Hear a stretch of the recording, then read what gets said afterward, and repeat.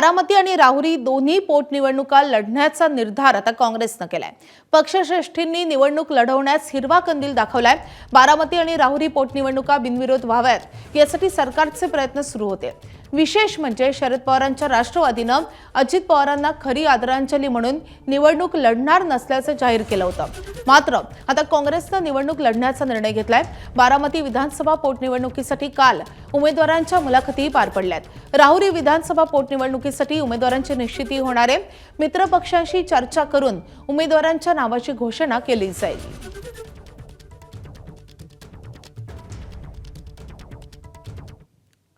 बारामती आणि राहुरी पोटनिवडणुकीसाठी काँग्रेसला आणखी 2 पक्षांची साथ मिळालेली आहे।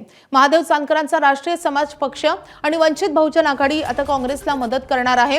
काँग्रेसचे नेते आज ठाकरेंची शिवसेना आणि शरद पवारांच्या राष्ट्रवादीच्या नेत्यांशी देखील चर्चा करणार असल्याचं समजतंय।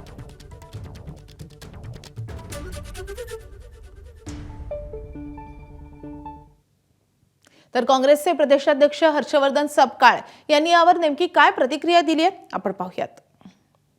राहुरी आणि बारामती या दोन्ही ठिकाणावरून उमेदवारी आमच्याकडे प्राप्त झाल्या आहेत। बारामतीला आमच्याकडे 6 अर्ज आले आहेत, तर राहुरी या ठिकाणून 4 अर्ज आले आहेत आणि आज या सर्व उमेदवारांशी ऑनलाईन आमची मुलाखती ज्या आहेत त्या संपन्न झाल्या आहेत आणि दोन्ही ठिकाणचे कार्यकर्ते निवडणुका लढण्याच्या अनुषंगानं उत्सुक आहेत आणि त्यांच्या उत्सुकतेच्या अनुषंगानं येणाऱ्या 1-2 दिवसात निर्णय होईल अशा प्रकारचा संकेत आणि अशा प्रकारची त्यांना आम्ही संदेश हा दिलेला आहे। निवडणूक राष्ट्रवादी जर निवडणूक लढत नसेल तर काँग्रेस पक्ष लढण्याकरता तयार आहे। ही काँग्रेस पक्षाची असणारी जी भूमिका आहे त्यावर आम्ही ठाम आहोत। एबीपी माझा, उघडा डोळे बघा नीट।